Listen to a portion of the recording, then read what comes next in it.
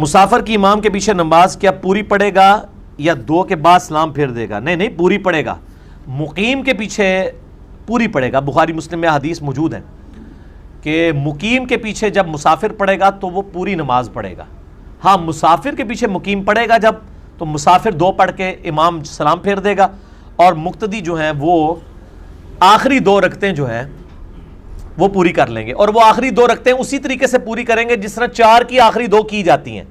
یہ نہیں ہوگا کہ ثنا پڑھیں گے. یہ تو ہمارا طریقہ ہے. اب اس میں بھی ایک لطیفہ ہے. فقہ حنفی کا مسئلہ یہ ہے، بار شریعت میں لکھا ہوا ہے کہ سنو جناب، ایڈا بڑا لطیفہ ہے. مسئلہ 84 فاتحہ خلف الامام میں بھی میں نے سنا ہے. وہ یہ کہتے ہیں کہ جب مسافر امام ہوگا اور مقیم مقتدی ہوگا، جنجوہ صاحب نو صحیح سمجھ آئے گی کیونکہ انہوں پتا ہے کہ فاتح کیسا شیطان نے انہوں تے حملہ کیتا ہے.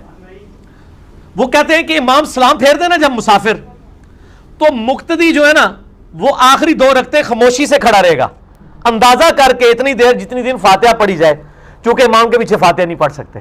اگر امام مسافر ہو، اس کے پیچھے ہم نماز پڑھ رہے ہیں تو وہ تو 2 پہ سلام پھیر دے گا. بقیہ آخری والی 2 ہم کیسے پڑھیں گے؟ اس میں جو آپ نے طریقہ بتایا بالکل صحیح ہے. اور یاد رکھیں کہ جو مقیم لوگ اگر مسافر کے پیچھے نماز پڑھ رہے ہو وہ 2 رکعت پہ سلام پھیر دیں گے. آپ تیسری اور چوتھی میں جتنی دیر میں الحمد شریف پڑھی جاتی ہے اتنی دیر خاموش کھڑے رہیں گے، کچھ پڑھیں گے نہیں، اور پس پھر رکوع اور سجود کر کے آخر میں سلام پھیر دیں گے. وجہ اس کی یہ ہے کہ مسافر امام اگرچہ سلام پھیر دیتا ہے، لیکن جو مقیم ہوتے ہیں وہ حکم کے اعتبار سے، شریعت کے حکم کے اعتبار سے ابھی گویا کہ جماعت میں ہی ہیں. اور جب انسان جماعت میں ہو، امام کے پیچھے ہو، تو وہ سورہ فاتحہ وغیرہ نہیں پڑھتا ہے. فقہ حنفی کا قاعدہ ضابطہ یہی ہے.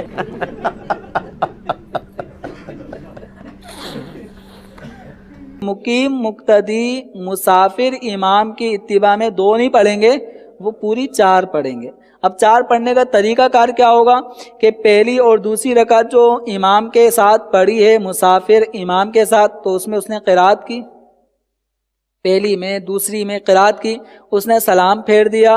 سلام پھیرنے کے بعد جو مقیم مقتدی ہے وہ اپنی تیسری اور چوتھی رکعت ادا کریں گے. کون سی؟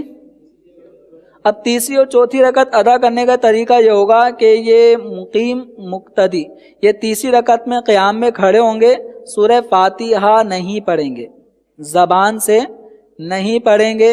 جتنی دیر سورہ فاتحہ پڑھنے میں لگتی ہے، سورہ فاتحہ پڑھنے میں جتنا ٹائم لگے گا اتنا ٹائم وہ قیام کی حالت میں چپ کھڑے رہیں گے. سر دیکھ لیں بزرگوں کی تعلیمات کیسی ہیں کہ لوگ تو اپنی اولاد کی کرتوت کی وجہ سے منہ چھپاتے پھرتے ہیں جی، اور یہ اپنے بزرگوں کے کرتوتوں کی وجہ سے منہ چھپاتے پھر رہے ہیں. دیکھ لینا یار کی لکھ کے گئے رہے یار یہ کے لکھ چھڑیا نے. پھر تیسری رکعت کے بعد چوتھی رکعت کے لیے کھڑا ہوگا اور اس میں بھی ہاتھ باندھ کے بغیر کچھ پڑھے سورہ فاتحہ پڑھنے کی مقدار وہ چپ رہے گا. اس کے بعد میں پھر وہ رکوع سجود کی تسبیح کر کے اتحیات درود شریف دعا پڑھ کے سلام پھیر دے گا. تو جو مقیم مقتدی ہے مسافر امام کے پیچھے جس کو اب تیسری اور چوتھی رکعت ادا کرنی ہے تو وہ تیسری اور چوتھی رکعت میں قراءت نہیں کرے گا. او امام سلام پھیر کے جوتیاں باغے بھی ٹوٹ گیا. اچھا جب پہلی دفعہ یہ مسئلہ بتایا نا تو کئی حنفی علماء کو جو عام جو گلی محلوں کے حنفی علماء ہیں ان بیچاروں کو پتہ نہیں ہوتا نا. مجھے لوگوں نے آگے کہا کہ جی ہم نے نا گلی محلے کے علماء سے پوچھا، ان کا یار ایڈی فضول گالتے نہیں لکھی ہو جیسی. کہتے ہیں نہیں، میں نے کہا یار انجینئر صاحب نے بیان کیا ہے، آپ کوئی یہ اپنے بڑے علماء سے پوچھیں. کہتے ہیں جب بڑے علماء سے پوچھا انہوں نے کہا نہیں جی وہ اس طرح ہی ہے مسئلہ. اچھا جدو انہوں نے کیا نا وہ پھر گل صحیح ہوگی، 5 منٹ پہلے تک فضول سی پھر ٹھیک ہوگی. یہ اتنے لطیفے ہوتے ہیں، یقین کریں. یہ ابھی ایک اسکول ٹیچر ہے اسلام آباد میں،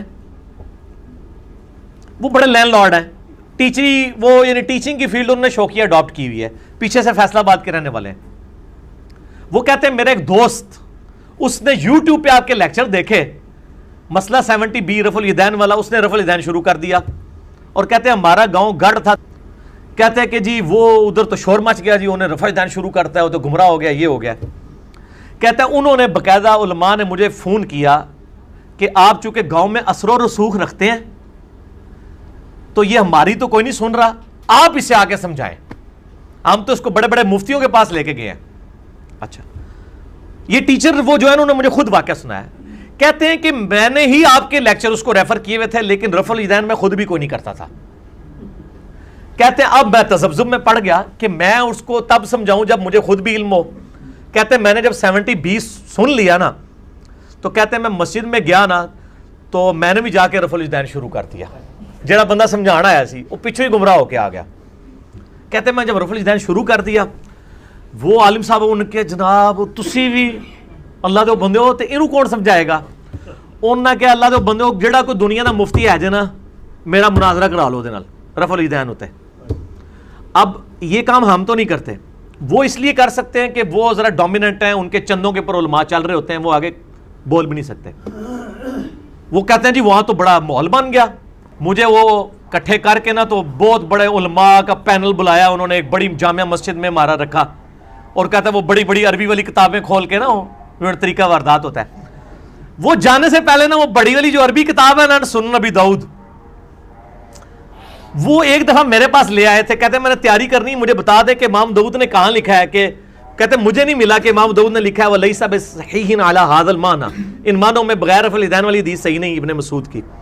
میں نے ان کو بتایا وہ اصل میں فٹ نوٹ پہ لکھا ہوا ہے, وہ کاتب سے سکپ ہو گیا نا, تو اس نے اسٹیرک لگا کے نا نیچے لکھا ہوا, تو ان کو نہیں مل رہا تھا. آپ حیران ہوں گے ان کو کیا, بڑے مفتیوں کو بھی نہیں پتا کہ اسی میں لکھا ہوا ہے. اچھا وہ کہتے ہیں وہ بڑی ابو داؤد نکال کے لے آیا نا, اسی تے آپ پڑھنے اسی تے آپ پڑھنے, میں وہ کہتے ہیں میں کہ لے آؤ جیڑی تسی پڑھ دیو. اچھا لے کے آیا نا, اس کا یہ دیکھیں عبداللہ ابن مسعود والی روایت ہے بغیر رفع الیدین والی. انہوں نے کہا یہ تو روایت ہی ضعیف ہے. انہوں نے کہا جی کدھر لکھا ہے, اس کے ساتھ تو کوئی نہیں لکھا. انہوں نے کہا یہ دیکھیں یہ یہاں سے اسٹیرک جا کے یہ لکھا ہے وَلَيْسَ بِصَحِيحٍ عَلَى هَذَا الْمَعْنَى. وہ کہتے ہیں اوہ سانو تو نہیں پتا نال لکھے ہے, چلو ہن پتہ لگ گیا تو شروع کر دیو نا. قرآن پاک میں ہے سورۃ الانعام میں کہ اگر مردے نکل کے بھی ان سے کلام کریں نا, تب بھی جن کو اللہ نے گمراہ کر دیا ان کو ہدایت نہیں ملے گی. ٹھیک ہے, تو یہ 8واں پارہ شروع ہی نہیں آیات سے ہوتا ہے. وَلَوْ أَنَّا نَزَّلْنَا عَلَيْهِمُ الْمَلَائِكَةَ, ان پہ فرشتے بھی نازل ہوں تب بھی ایمان نہیں قبول کریں گے, حتیٰ کہ مردے قبروں سے نکل کے ان سے باتیں کریں نا کہ آخرت میں یہ کچھ ہونا ہے, تمہارے عقیدے غلط ہیں, تب بھی یہ بات نہیں مانیں گے. یہ کہیں گے یہ جادو ہو گیا ہم پہ. بہرحال وہ کہتے ہیں مجھے اندازہ نہیں تھا کہ میرے پاس اتنا علم ہے. کہتے ہیں وہ جو ہمارے ساتھ جتنے نمازی گئے ہوئے تھے نا, وہ بعد یہ کہندے نے ماسٹر جی اسی تے انہاں نوں بڑا سمجھدے ساں, انہاں تے تہاڈی گلاں دے جواب نہیں آئے نے, تے اسی کہڑے پاسے لگے ہوئے ہیں. تو میں آپ کو بتا رہا ہوں کہ اب دنیا پڑھ لکھ گئی ہے, اب لوگ گھاس نہیں کھاتے ہیں, لوگوں کو پتہ ہے کہ کیا چیز حق ہے اور کیا چیز باطل ہے. اللہ کے فضل سے یہ سچائی پھیل رہی ہے, آپ کمٹمنٹ کے ساتھ کرتے جائیں.